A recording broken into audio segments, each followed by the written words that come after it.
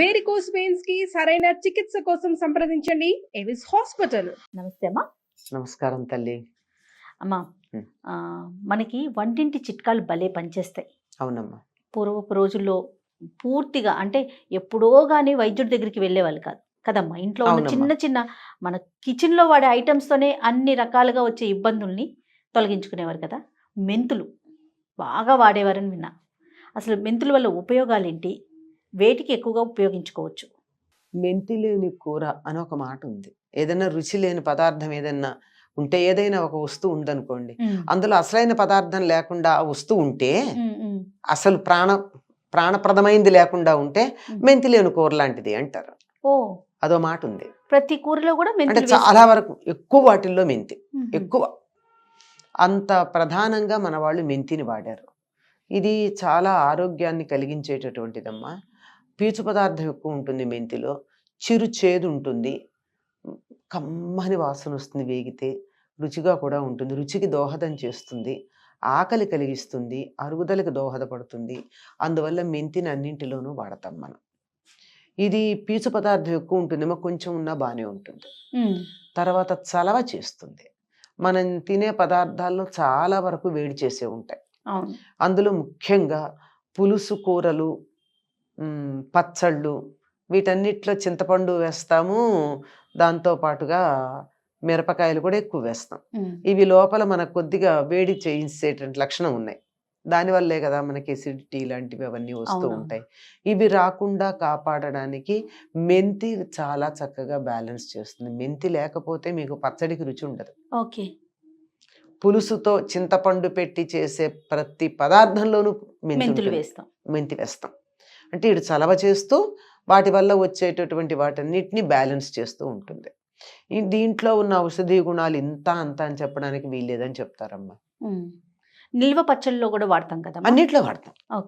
ఇప్పుడు మామూలు రోటి పచ్చళ్ళు చేసుకునేటప్పుడు అయితే దాంట్లో తిరగమూతలోనే దీన్ని వేసి వేయించటం ఉంటుంది. నిలవ పచ్చళ్ళలో వేయించం, పచ్చివే వేస్తాం. ఎంత చక్కగా ఉంటాయో అవి, నాని చాలా బాగుంటాయి. తర్వాత ఈ మాగాయి, మెంతికాయ ఇలాంటివి పెడతాం, వాటిల్లో వేయించినటువంటి మెంతి పొడి కలుపుతారు. అప్పుడు ఆవకాయ వేడి చేస్తుంది అని అంటారు కదండి, ఆవ వేడి వల్ల. మెంతికాయ కనుక అయినట్టయితే వేడి ఉండదు. ఎందుకని? వేయించిన మెంతి పొడి కలుపుతారు అందులో ఎక్కువ, ఉరికే రుచికి నిలవ ఉండడానికి సహాయపడుతుందని చెప్పి కొంచెం ఆవపిండి కలుపుతారు. కనుక ఈ విధంగా మెంతి అన్నది ఆహారంలో సమతౌల్యతకి సహాయం చేసేటటువంటిది. వారికి కూడా మనం ఎక్కువగా వాడుతూ ఉంటాము.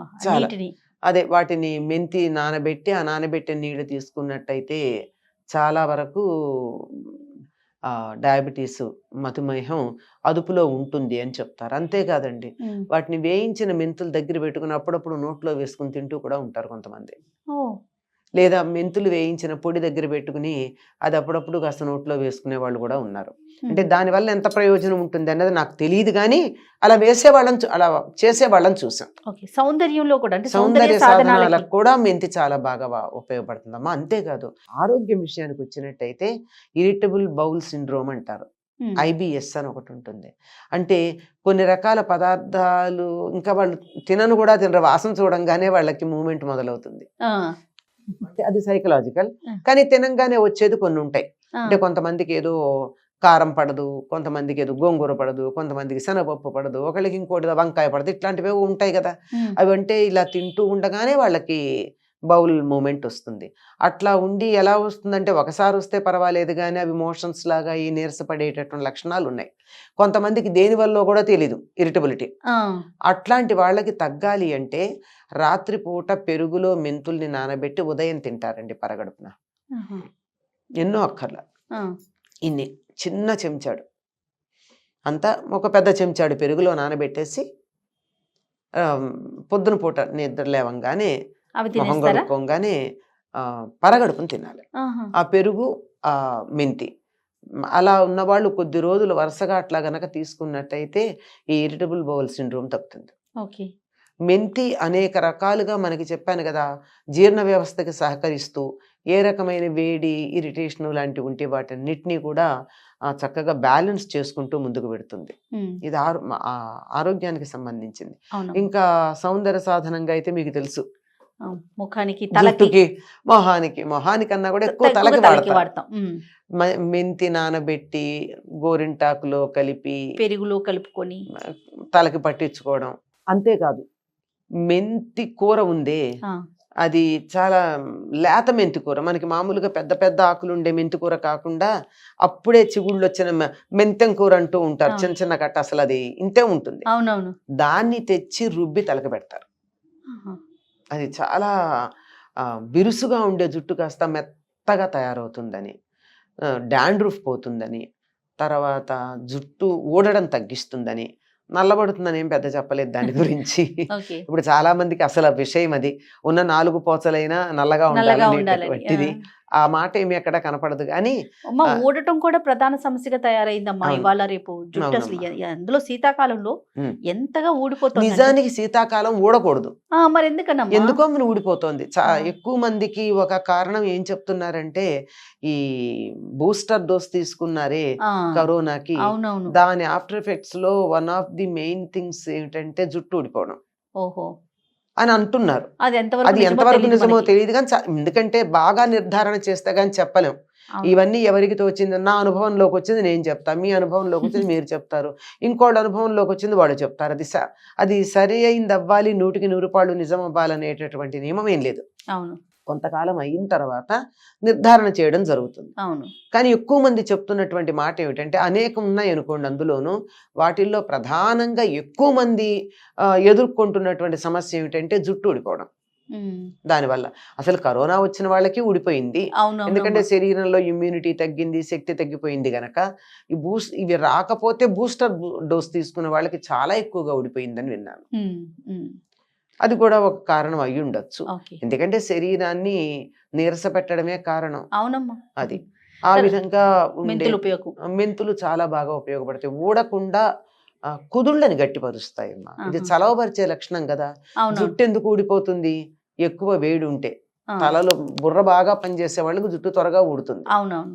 మరి అది ఎక్కువ బుర్ర పనిచేస్తూ వేడి చేసింది అంటే అది చలవపరచడానికి మెంతులు నానబెట్టి రుబ్బి కలుపుకోవడం కానీ, సాధారణంగా గోరింటాకులో కలుపుతూ ఉంటారు చాలా మంది. కాదు ఎర్రబడుతుందేమో జుట్టు అని అనుమానం ఉన్న వాళ్ళు అది లేకుండా కూడా కలుపుతారమ్మా. అది లేకుండా కొంతమంది పెరుగులో కలుపుకొని పెట్టుకోవటం తెలుసు. అదే పెరుగులో కలిపి పెట్టడం. కానీ పెరుగులో కలిపి పెడితే మాత్రం పెరుగుకున్న లక్షణం ఏమిటంటే ఏమాత్రం ఆయిల్ లేకుండా తీసేస్తుంది పెరుగు. వెంటనే నూనె రాసుకునే అలవాటు ఉన్న వాళ్ళకి పర్వాలా. అవును.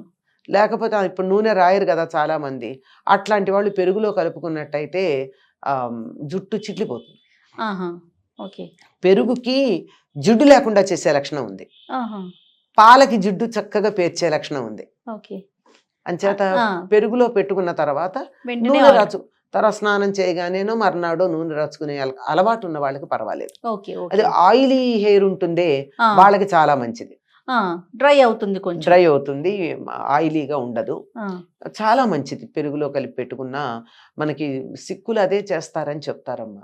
వాళ్ళు మగవాళ్ళు కూడా పెద్ద పెద్ద జుట్టు పెంచుకుంటారు కదా, వాళ్ళు దేంతో తలరుద్దుకుంటారు అంటే మెంతులు కలిపిన పెరుగు తలకి పెట్టి దాని తర్వాత దాంట్లో శనగపిండి కలిపి దాంతో రుద్దుకుంటారట.